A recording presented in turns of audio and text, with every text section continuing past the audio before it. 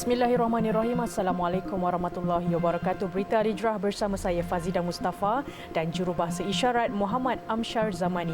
Berikut tajuk utama malam ini.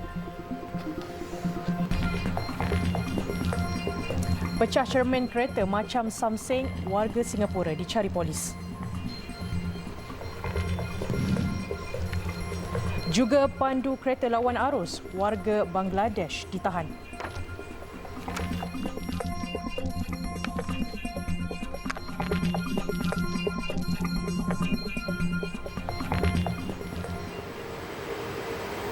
Polis sedang mengesan pemandu kereta Mitsubishi Lancer merah disyaki terlibat dengan perbuatan khianat memecahkan cermin kenderaan lain. Kejadian itu berlaku di kilometer 139.6 Lebuh Raya Utara Selatan arah utara semalam, melibatkan kenderaan dengan nombor pendaftaran Singapura dan tempatan.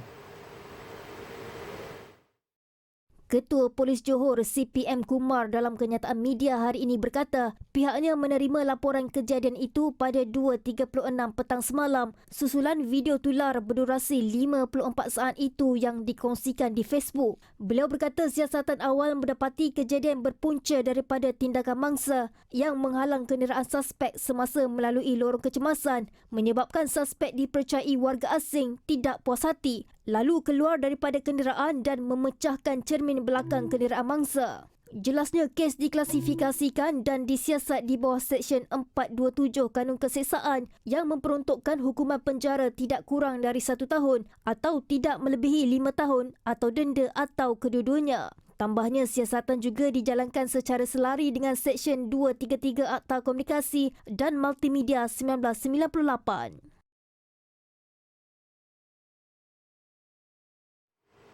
Seorang lelaki warga Bangladesh ditahan polis selepas didapati memandu kereta melawan arus di kilometer 26.5 Jalan Johor Bahru, Mersing semalam. Ketua Polis Daerah Kota Tinggi, Superintendent Hussein Zamora, dalam satu kenyataan memaklumkan suspek berusia 43 tahun itu berjaya ditahan polis sekitar jam 3.15 petang. Jelasnya polis telah menerima satu video tular yang berdurasi 50 saat pada jam 2.30 petang berhubung kejadian tersebut. Rakaman itu menunjukkan kereta Nissan Almera putih dipandu secara melawan arus dan membahayakan pengguna jalan raya lain. Bagaimanapun, suspek berjaya ditahan di kawasan hentian bas Kota Tinggi dan dibawa ke Ibu Pejabat Polis Kota Tinggi untuk siasatan lanjut. Hasil siasatan awal mendapati suspek tidak mempunyai lesen memandu. Tindakan saringan awal air kencing telah diambil dan suspek didapati negatif dadah serta tidak mempunyai rekod jenayah. Kes tersebut akan disiasat di bawah Seksyen 42-1 Akta Pengangkutan Jalan 1987 kerana memandu secara melulu dan membahayakan pengguna jalan raya.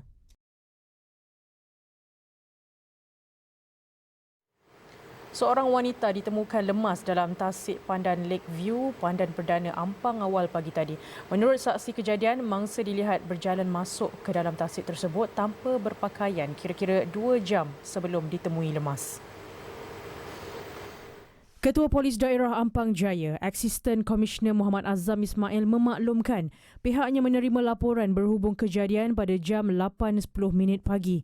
Susulan itu pihaknya memaklumkan kejadian tersebut kepada pihak bomba sebelum sepasukan anggota daripada Unit Skuba Jabatan Bomba dan Penyelamat Malaysia JBPM Selangor bergegas ke lokasi untuk operasi mencari dan menyelamat.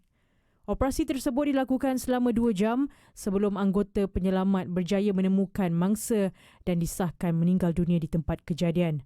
Pemeriksaan awal tidak menemukan sebarang dokumen pengenalan diri, namun mangsa dianggarkan berusia 40-an dan dipercayai warga tempatan berdasarkan kesan suntikan BCG, Bacillus calmette-guerin di bahu kiri.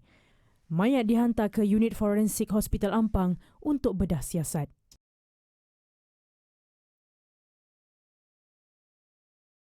Menteri Pertahanan Datuk Seri Muhammad Khalid Nordin berkata, pelarian etnik Rohingya paling ramai memasuki sempadan negara.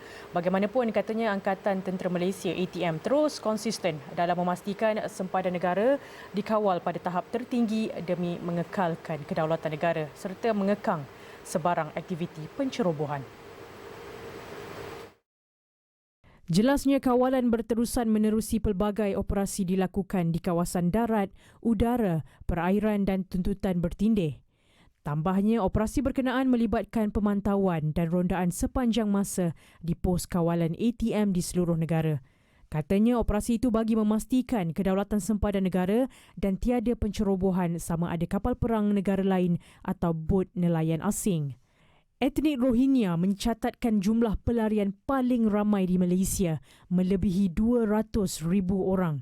Selain itu, Datuk Seri Muhammad Khalid berkata, operasi ATM turut mengekang kes penyeludupan, lanun dan sebagainya. Tambahnya, perolehan aset baharu juga sentiasa dilakukan bagi memastikan kesiapsiagaan ATM. Selain itu, beliau berkata ATM sentiasa meningkatkan keupayaan, kemampuan dan pengalaman ATM melalui latihan ketenteraan yang dijalankan dengan kerjasama negara lain. Polis berjaya menahan seorang lelaki bagi membantu siasatan berhubung kejadian seorang wanita mendakwa diintip menerusi kamera tersembunyi di dalam bilik air ketika menginap di sebuah inap desa di Jelutong baru-baru ini. Ketua Polis Daerah Timur Laut ASP Razlam A.B. Hamid berkata lelaki berusia 20-an itu ditahan di Kuala Lumpur petang ini hasil maklumat awam dan risikan yang dijalankan oleh pihak polis. Katanya polis mendapati pautan yang terdapat di kamera tersebut menghubungkan dengan telefon bimbit lelaki berkenaan. Beliau berkata polis percaya dengan penahanan lelaki itu, pihaknya akan dapat menyelesaikan siasatan kes tersebut yang turut tular di media sosial sejak Jumaat. Jelasnya polis juga telah mendapat perintah reman ke atas lelaki itu selama 4 hari dan kes disiasat mengikut Seksyen 509 Kanun Kesiasaan kerana mengaibkan kehormatan seseorang. Difahamkan lelaki itu turut merupakan rakan kepada wanita yang membuat laporan polis tersebut dan dipercayai dia turut menginap di inap desa yang sama bersama beberapa lagi rakan mereka. Semalam, polis mengesahkan menerima laporan daripada wanita tempatan berusia 24 tahun mendakwa diintip menerusi kamera yang disembunyikan di dalam bekas pewangi di bilik air ketika sedang bercuti pada 5 hingga 6 Februari lalu.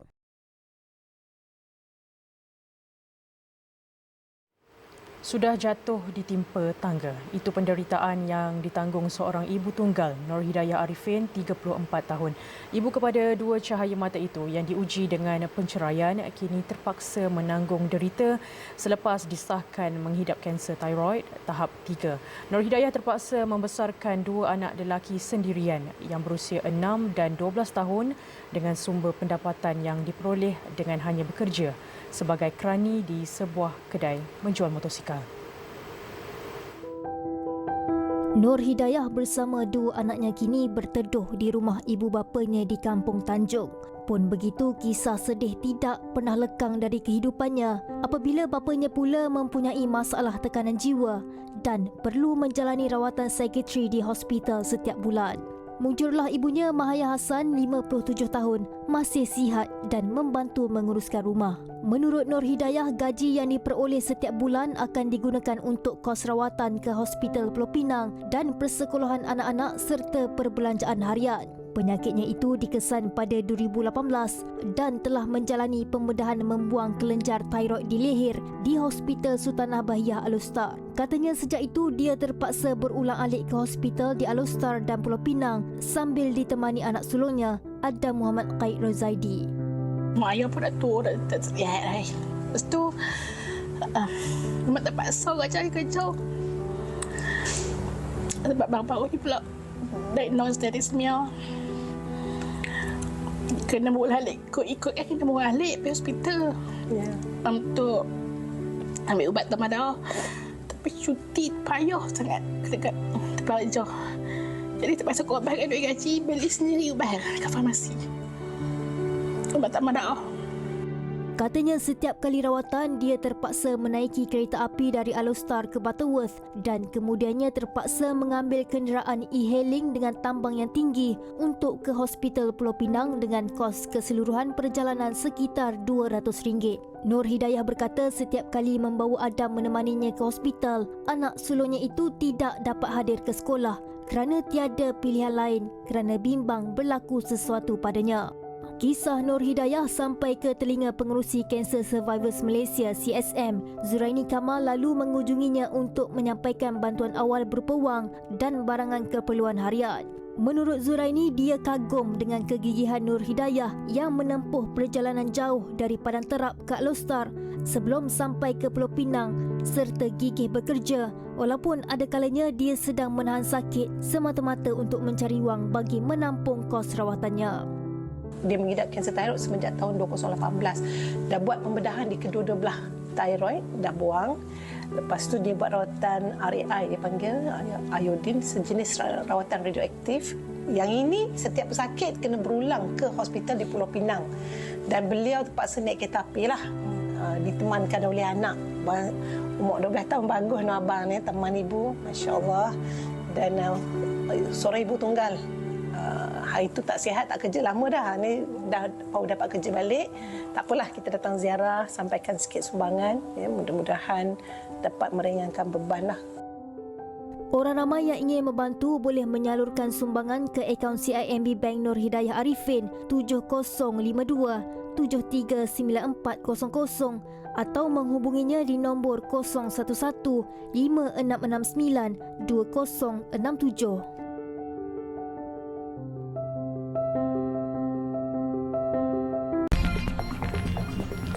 Baik, kita berehat seketika. Selepas ini, keputusan kes Nick Allen kukuhkan perundangan Islam. Kerajaan Negeri Johor bakal melaksanakan kajian menyeluruh dengan lebih teliti berhubung keputusan Mahkamah Persekutuan yang membatalkan 16 kesalahan syariah enakmen Kelantan. Menteri Besar Dato' On Hafiz Ghazi berkata langkah tersebut penting kerana ia bukan sahaja sensitif, malah bagi memastikan keputusan dibuat di peringkat negeri tidak bercanggah dengan persekutuan. Jelasnya di peringkat negeri, kajian tersebut perlu dilakukan kerana tidak mahu apa yang diputuskan tidak selari dengan di peringkat persekutuan dan negeri. Dan memandangkan ia satu perkara yang sensitif, ia perlu dikaji dengan cukup rapi sebelum sebarang keputusan diambil.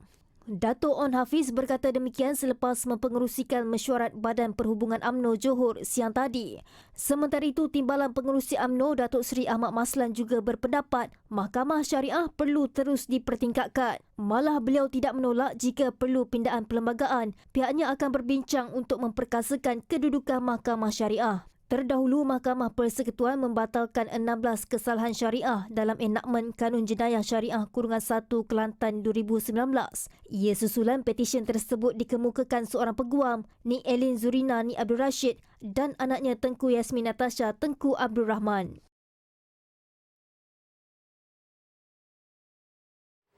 Jabatan Kehakiman Syariah Malaysia JKSM menyifatkan keputusan kes Nick Allen Zurina lawan Kerajaan Negeri Kelantan sebagai pengukuhan terhadap perundangan Islam Malaysia.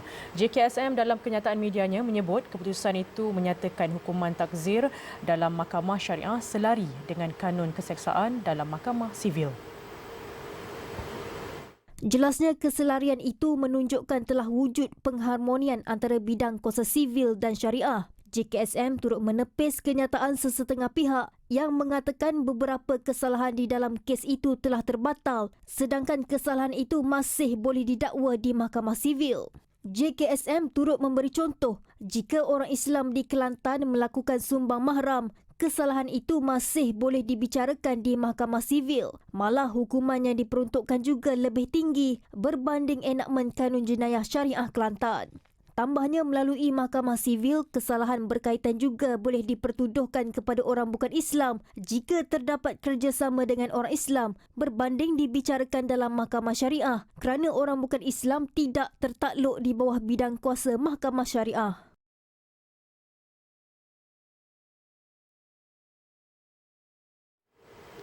Dan bagi mendapatkan pandangan sejauh mana institusi Mahkamah Syariah dan Mahkamah Sivil lebih harmoni selepas keputusan tersebut, bersama kita sekarang ini Presiden Persatuan Peguam Syari'i Malaysia PGSM, Musa Awang. Assalamualaikum Tuan. Waalaikumsalam warahmatullahi wabarakatuh. Baik Tuan, dilihat dari keputusan itu, dikatakan bidang kuasa sivil dan syariah lebih harmoni. Dalam kata lain, kuasa sivil dan syariah ini saling melengkapi. Apakah Tuan Musa setuju? Dan jelaskan sejauh mana perkara itu boleh berlaku. Terima kasih. Assalamualaikum warahmatullahi wabarakatuh. Jadi sebenarnya bila kita bercakap tentang perkara ni, isu dia bagaimana kita melihat satu keadilan tu ditegakkan, sama ada dalam institusi mahkamah syariah ataupun mahkamah sivil. Sebab hari ini masyarakat dia cuma melihat syariah itu ataupun Islam tu hanya di mahkamah syariah. Sedangkan kalau kita pergi lebih jauh, keadilan tu bukan semestinya diputuskan oleh mahkamah syariah. Kadang-kadang apa yang diputuskan di mahkamah sivil tu lebih Islami berbanding dengan apa yang diputuskan oleh mahkamah syariah. Masyarakat kena sedar tentang perkara itu, dan dari segi mengharmonikan apa yang berlaku dalam kes ni Eling tu sebenarnya, kalau kita lihat apa yang dicatatkan oleh dalam alasan perhakiman tu, sebenarnya mahkamah sivil mengiktiraf kedudukan mahkamah syariah itu di bawah bidang kuasa negeri, dan apa yang diputuskan dalam kes ni Eling itu sebenarnya bukan satu usaha campur tangan ataupun menyatakan bahawa mahkamah syariah itu tidak ada bidang kuasa. Tidak, sebenarnya hanya mahkamah melihat dari segi peruntukan undang-undang yang ada di dalam enakmen jenayah syariah negeri di Kelantan khususnya tahun 2019, adakah bertindan ataupun redundant dengan apa yang telah ada di peringkat undang-undang persekutuan. Itu yang mahkamah putuskan. Kalau kita melihat ini dalam bentuk yang positif, sebenarnya dia membuka satu ruang atau merintis jalan kepada pihak kerajaan persekutuan dan juga kerajaan negeri untuk memperkukuhkan lagi undang-undang yang sedia ada dengan melakukan beberapa pindaan ataupun melakukan penambahan kepada undang-undang baru ataupun peruntukan baru berkenaan dengan kesalahan jenayah syariah itu. Ya. Dan baik, Tuan Musa sendiri menyentuh mengenai penambahbaikan mahkamah syariah. Bidang kuasa hukuman kes jenayah mahkamah syariah ini terbatas di bawah Akta Bidang Kuasa Jenayah Syariah 1984. Ini tanggungjawab Parlimen. Apakah perlu gesaan kepada ahli-ahli Parlimen untuk bersama untuk naik taraf hal ini dalam erti kata memperkasa mahkamah syariah? Saya melihat dalam perkasakan bidang kuasa mahkamah syariah ini, yang kita sekarang terikat dengan Akta Bidang Kuasa Mahkamah 1984, dengan menetapkan bidang kuasa itu hanya sekadar 5,000 denda atau penjara 3 tahun atau sebatan syariah tidak lebih 6 kali. So kalau nak mempertikatkan hukuman kesalahan jenayah syariah ini, sebenarnya dia balik kepada keikhlasan ahli parlimen itu, ahli-ahli politik itu untuk membawa perkara ini ke Dewan Parlimen. Sebab kita tidak mahu keikhlasan itu hanya dalam bentuk ucapan sahaja, tetapi keikhlasan tu kita nak lihat melalui tindakan.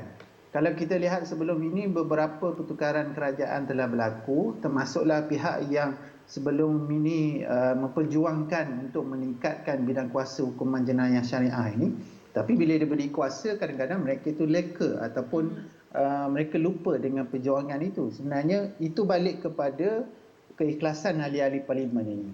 Dan sebelum itu juga, sebelum kita mempertingkatkan bidang kuasa jenayah syariah, perlu juga kita lihat semula kedudukan mahkamah syariah di peringkat negeri itu. Maksud saya dengan memperkemaskan dahulu kedudukan mahkamah syariah di peringkat negeri itu, sama ada dari segi pentadbirannya, dari segi undang-undang acara dan sebagainya, dari segi kedudukan hakim-hakim syariah, perjawatan dan sebagainya, begitu juga dengan infrastruktur mahkamah itu sendiri. Sebab ada setengah-setengah negeri yang maaf saya sebutkan sini, masih lagi menyewa di kedai, di lot kedai. Itu satu perkara yang kerajaan negeri kena lihat bagaimana mereka hendak memperkasakan undang-undang syariah itu. Baik. Dalam bentuk negeri, apa yang sepatutnya negeri lakukan. Baik, Tuan Musa, secara ringkas, kalau untuk bergerak ke hadapan, mungkin sedikit nasihat kepada orang luar yang mengeluarkan kenyataan dengan cuba memburukkan lagi keadaan selepas keputusan berkenaan. Silakan, Tuan Musa. Bila isu ini keluar, banyak kenyataan yang dibuat, dan kadang-kadang kenyataan itu dalam bentuk yang misleading, yang menerangkan perkara yang tidak betul.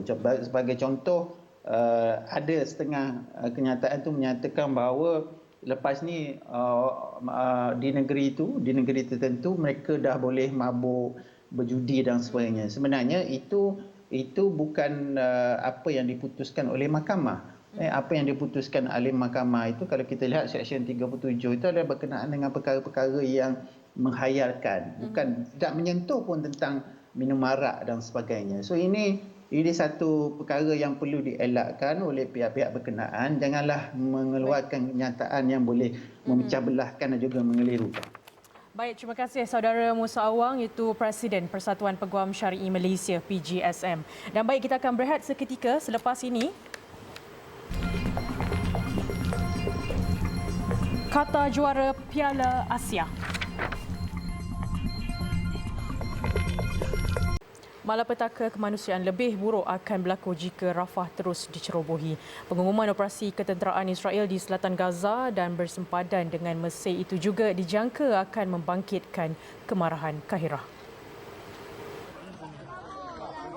Hasrat Zionis untuk menyerang Rafah atas alasan untuk memusnahkan Saki Baki Hamas akan menyebabkan bencana kemanusiaan yang tidak dapat diungkapkan. Tindakan itu juga akan mengakibatkan ketegangan serius dengan Mesir. Ekoran kemungkinan pelarian Palestin akan lari ke negara itu dan menyebabkan berlaku krisis baru. Rafah merupakan bandar yang menjadi lokasi terakhir pelarian Gaza berlindung. Jika serangan berterusan di kawasan itu, puluhan ribu lagi rakyat Gaza akan terbunuh. Sementara itu, dalam serangan terbaru tengah malam tadi di kediaman penduduk Rafah telah menyebabkan sekurang-kurangnya 40 lagi rakyat Palestin maut. Dalam pada itu, perang yang berlarutan lebih 4 bulan lalu masih tidak nampak bayang akan berhenti dan kini telah mengorbankan 28,176 orang, kebanyakannya wanita dan kanak-kanak, manakala hampir 68,000 lagi cedera.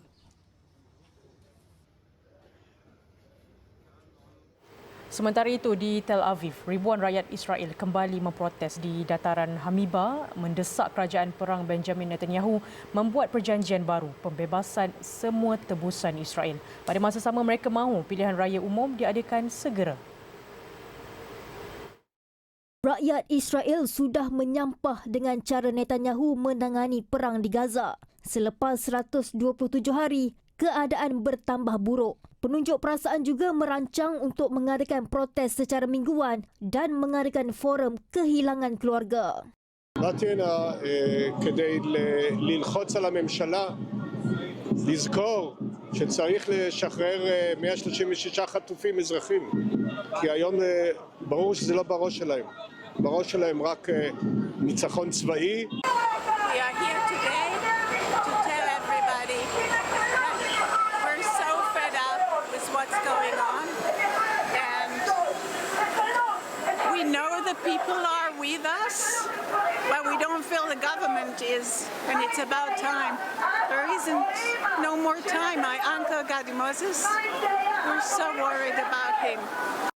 Jelas rakyat Israel, Netanyahu memang sengaja memanjangkan perang dan dia sebenarnya tiada niat langsung untuk membebaskan tawanan. Bagi diktator itu, tiada jalan penyelesaian perang kecuali menghapuskan Gaza. Dalam pada itu, lebuh raya Ayalon di Tel Aviv menjadi sesak. Ekoran keluarga tebusan mengadakan himpunan di tengah-tengah lebuh raya itu. Mereka menjerit-jerit mendesak Kabinet Perang Netanyahu supaya bertindak segera membebaskan ahli keluarga mereka. Dalam tunjuk perasaan ini, ramai aktivis telah ditahan polis Israel.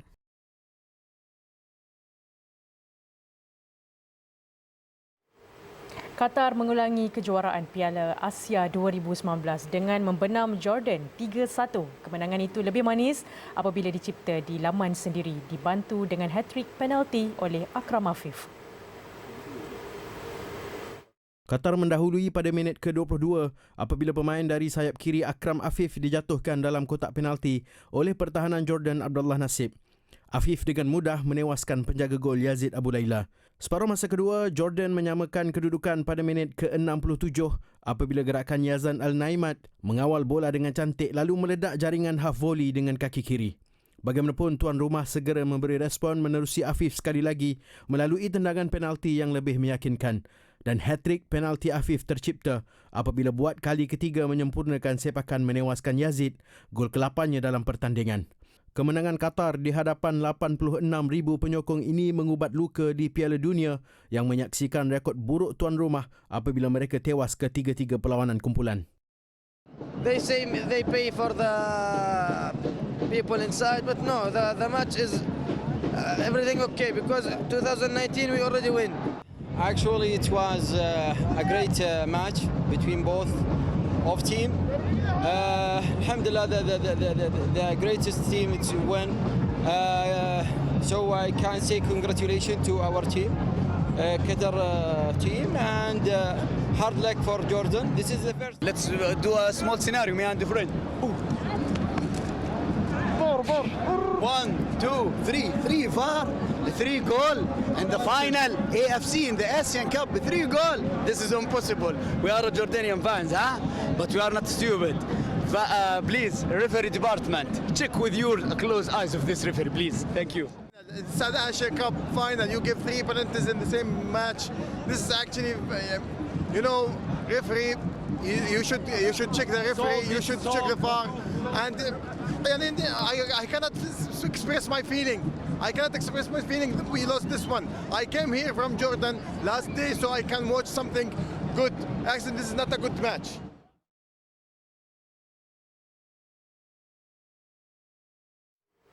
Laporan itu tadi menutup berita Al-Hijrah untuk malam ini. Saya Fazida Mustafa dan jurubahasa isyarat Muhammad Amsyar Zamani. Satukan ummah dengan ilmu bagi memperkasa Malaysia Madani. Assalamualaikum dan selamat malam.